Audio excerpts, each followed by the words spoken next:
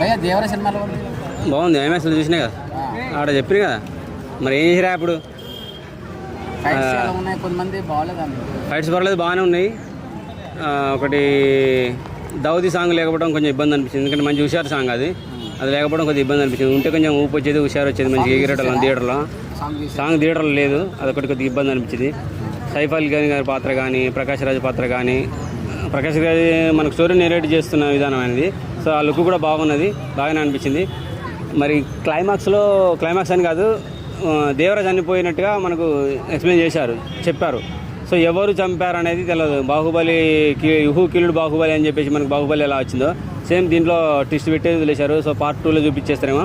NTR చంపాడా, Prakash Raj చంపాడా, Saif Ali Khan చంపారా, total confuse ఉంది. ఒక సందర్భంలో శ్రీకాంత్ గారు కొంచెం సీరియస్గా ఉన్నారు. సైఫ్ అలీ ఖాన్ ఇట్లా చేద్దాం రా అన్నప్పుడు కొంచెం సీరియస్నెస్ అనేది శ్రీకాంత్లో కనపడ్డది. సో అతన్ని ఏమైనా చంపాడా అనేది ఇలా చూపించలేదు. సో పార్ట్ 2లో చూపించచ్చు. బియ్యం పర్లేదు, బాగానే అనిపించింది. చుట్టమలే సాంగ్ కూడా పర్లేదు, ఓకే, రొమాంటిక్ యాంగిల్లో కొంచెం బెటర్ అనిపించింది. కానీ ఇంకా మనకు బయట యూట్యూబ్లో చూసినంత థియేటర్లో అనిపించలేదు. సినిమా పరంగా అయితే ఓకే, పర్లేదు, చూడొచ్చు. ఫ్యాన్స్ని గల్లా ఎగిరేస్తా అన్నట్టుగా గల్లా ఎగిరేసేయడం, గల్లాలు చింపుకునే అంత అయితే ఏం లేదు. రాజమౌళి సినిమాల తర్వాత ప్రతి హీరోకి ఫ్లాపులు కొట్టాడు, అందరు కొడుతున్నారు, ఈయన కూడా కొట్టాడు. అవి 3 సార్లు అయినాయి, హ్యాట్రిక్లు కూడా కొట్టేశాడు. సో ఈసారి కొంచెం బెటరే, గత సినిమాల కన్నా బెటరే అనిపించేసింది. సో రాజమౌళి తర్వాత ఇక ముందు నుంచి ఎన్టీఆర్ ఫ్లాపులు కొట్టకపోవచ్చు, హిట్లు కొడుతుండొచ్చు. ఆఫ్కోర్స్ బ్లాక్ బస్టర్ కొడతాడా లేదా అనేది చెప్పలేము, కానీ ఫ్లాపులు అయితే కొట్టే ఛాన్స్ లేదు. ఎందుకంటే 9 కొట్టిండు, 9 కొట్టేసిండు. అట్లా కూడా హ్యాట్రిక్ కొట్టిండు. సో ఫ్యూచర్లో వచ్చే సినిమాలు రాజమౌళి తర్వాత ఏ సినిమా అయినా కానీ ఖచ్చితంగా హిట్ కొట్టి వేసుకుంటే వెళ్తాడు. జాన్వీ కపూర్ కొంచెం ఇంకా ఎక్కువ ఉంటే బాగుంటుంది అనిపించింది. చాలా తక్కువ పెట్టింది ఆమె సీన్స్ చాలా తక్కువ ఉన్నాయి. కొంచెం అక్కడక్కడ మాట్లాడిన కామెడీ కూడా తెప్పించేస్తుంది. అలాగే గెటప్ సీన్ అని కూడా కొంచెం లైట్గా కామెడీనెస్ ఉన్నది. ఎన్టీఆర్ని కొంచెం అమాయకంగా చూపించి తర్వాత అది సెకండ్ ఇంటర్వెల్ తర్వాత కొంచెం హైప్ తీసుకొచ్చారు, చాలా బాగా అనిపించింది. సముద్రం సన్నివేశాలు కానీ, షార్క్ మీద వెళ్ళే సన్నివేశాలు కానీ, సముద్రం సన్నివేశాలు కానీ 3Dలో చూస్తే బాగుండే అనే ఫీలింగ్ కలిగింది. ఎందుకంటే అవి వచ్చి మన మీద పడే ఫీలింగ్ కలిగితే ఇంకా బాగుండి అనిపించింది.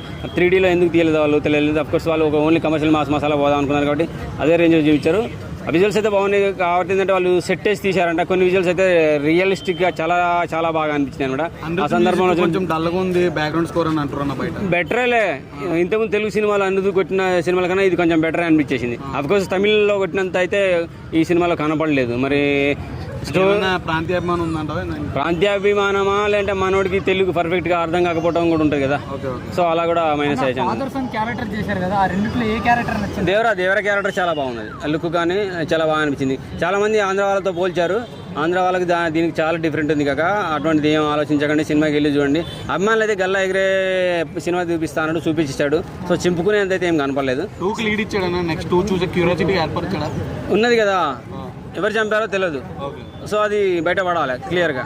నెక్స్ట్ ఆ సముద్రం మీద ఇంకా ఏం జరిగింది, ఎందుకంటే మనకి సినిమాలు చాలా తక్కువ చూపించారు. ఇంకా ఏం జరిగింది, తండ్రి చనిపోవడానికి కారణం ఏంది. So Bollywood mafia, Mumbai mafia ఎటువంటి సన్నివేశాలు వల్ల ఆ తండ్రిని చంపాల్సి వచ్చింది, సముద్రంలో ఏం సిచ్యువేషన్ జరిగినాయి.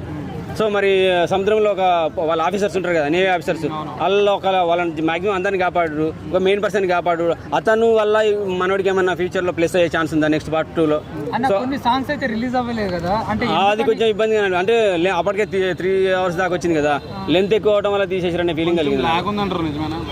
ల్యాగ్ అని కాదు కానీ కొంచెం స్పీడ్గా ఉంటే బాగుండు అనే